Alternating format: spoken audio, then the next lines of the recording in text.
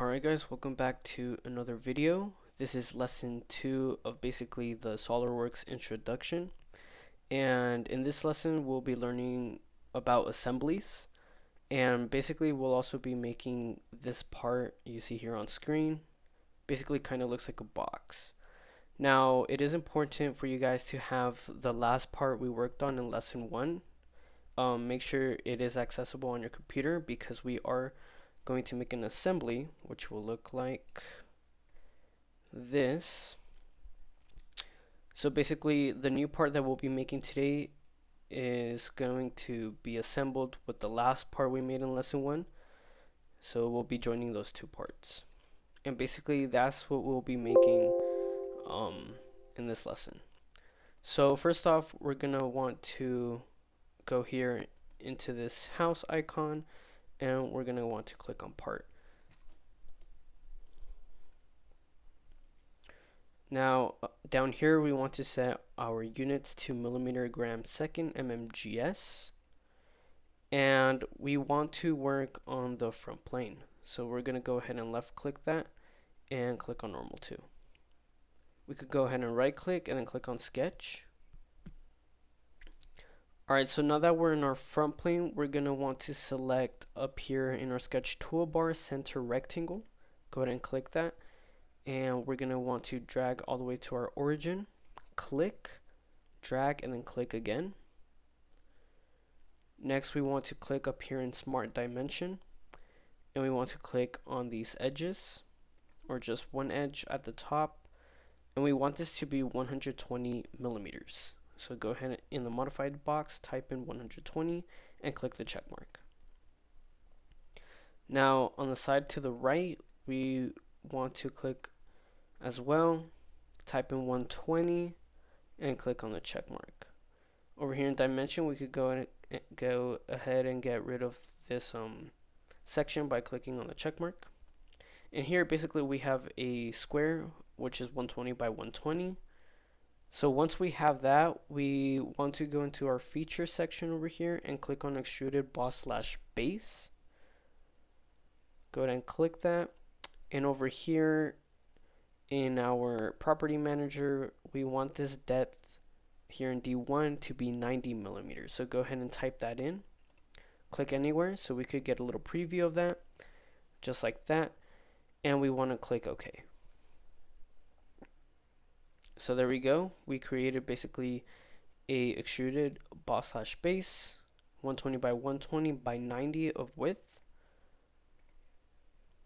So once you get this kind of a solid created, you want to go up here and click on fillet in our features toolbar, and make sure your fillet type is set to constant size fillet. And on this fillet radius, we want it set to 10 millimeters. If it's already on 10 millimeters, just leave it at it as is. If it's not, then go ahead and change it. And basically, we want to click, if it's not already selected, just click on this box over here. And we want to click on all these 4 edges. So this one,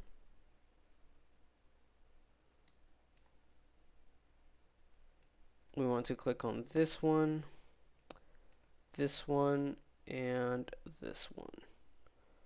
Let me go ahead and go in isometric. Basically we got a preview there. Just click OK, and there we go. We have those rounded edges. So next up, we want to hollow out this kind of this square we made. To do that, we go into our features toolbar and go ahead and click on shell. Now our depth here, our D1, we want it set to 4 millimeters. Go ahead and type that in. And here, if it's not already selected and faces to remove, just click on that and click on this front face. So basically we want this face removed and we want the rest hollowed out. So go ahead and click on it and just click OK. So there we go, we hollowed out our little box here.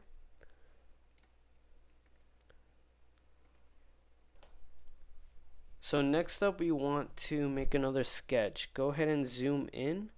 And on this thin face that we created with the shelling, go ahead and right click and click on sketch.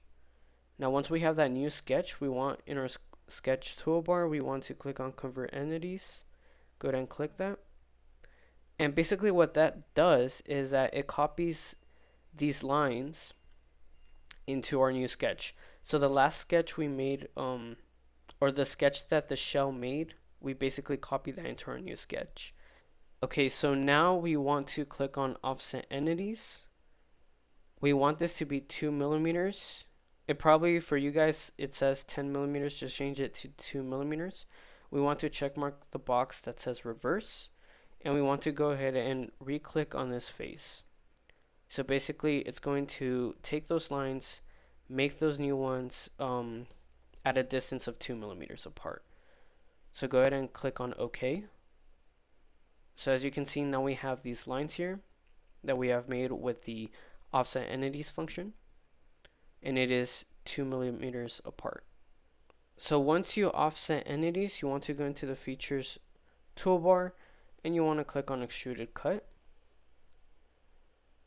And here you want your depth to 20 millimeters. If it's not 20 millimeters, just go ahead and change that.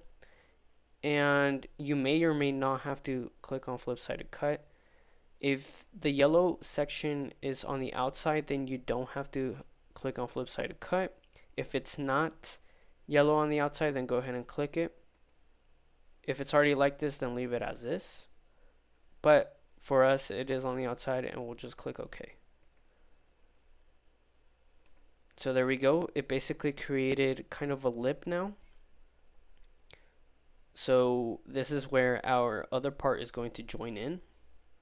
So basically that's it for this piece. If you want to, you can go ahead and change the color. Go ahead and hover over our feature manager design tree. Go ahead and to go over part 1, right click, go ahead and click on appearances.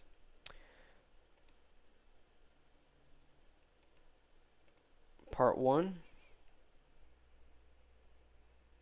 Once that loads up, you can go ahead and change the color. We'll go ahead and kind of select like this blue. Looks fine. Whatever you guys want, go ahead and click OK. And basically that's it for this piece. But now we're gonna go ahead and work on it more in an assembly. So make sure you guys save this piece, title it with whatever you want. Make sure it has a name, and just minimize this for now. Go ahead and click up here to the little house icon and click on assembly.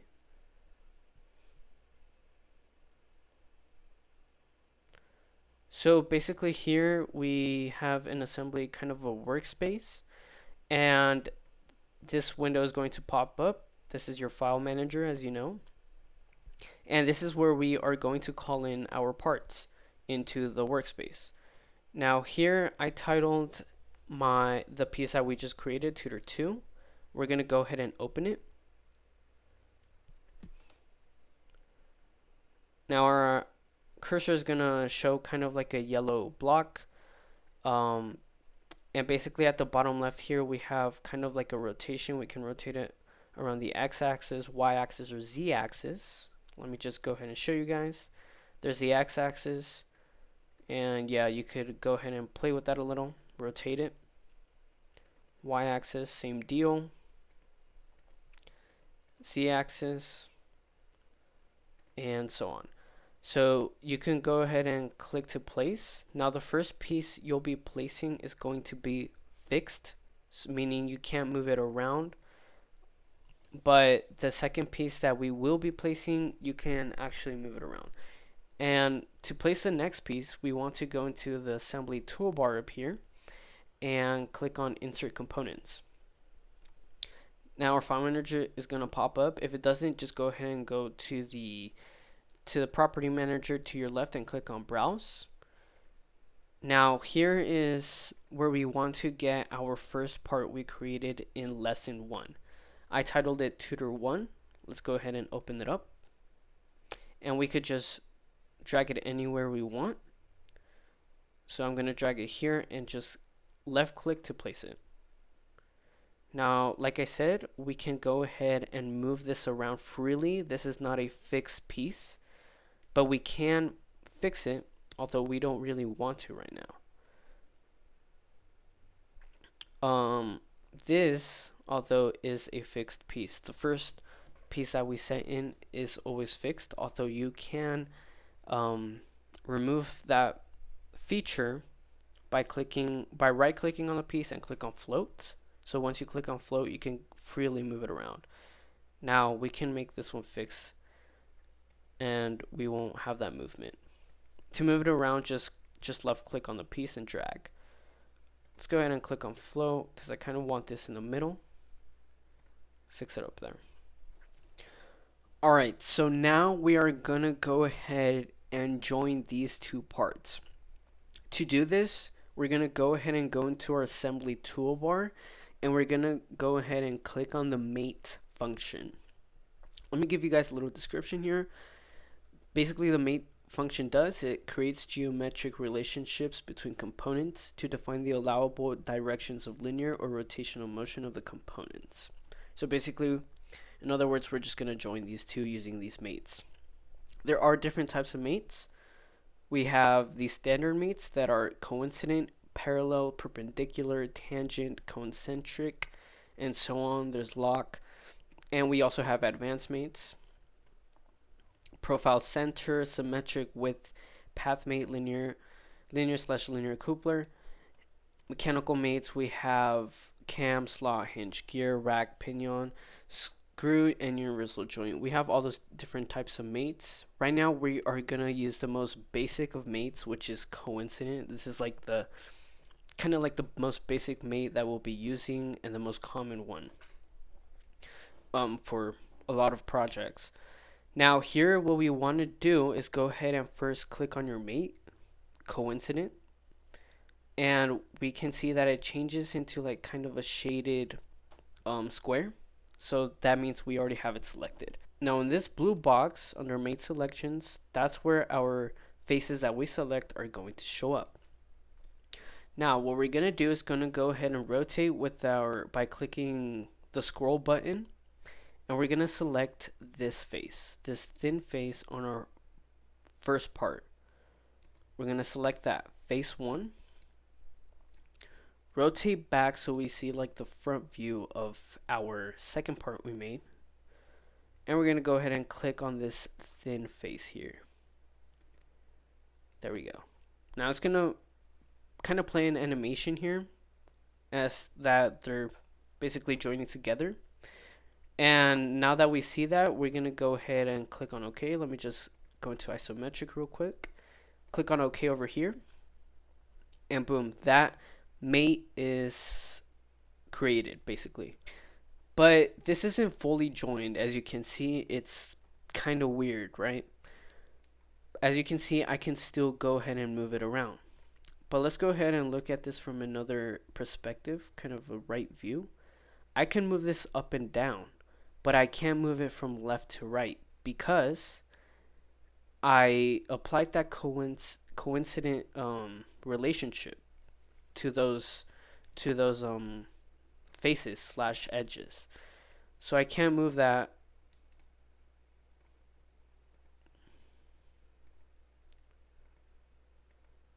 So I can't move that or remove it, but we can move it up and down.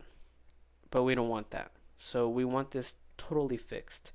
Now to do that, here we're going to go ahead and apply another coincident relationship.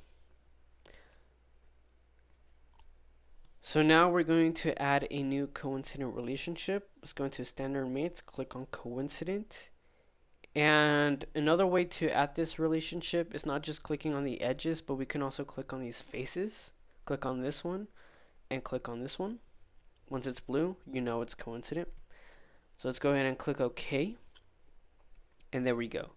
So now we can remove this, and now it's not moving side to side, but now it's just moving up and down. But remember, we want this totally fixed and joined.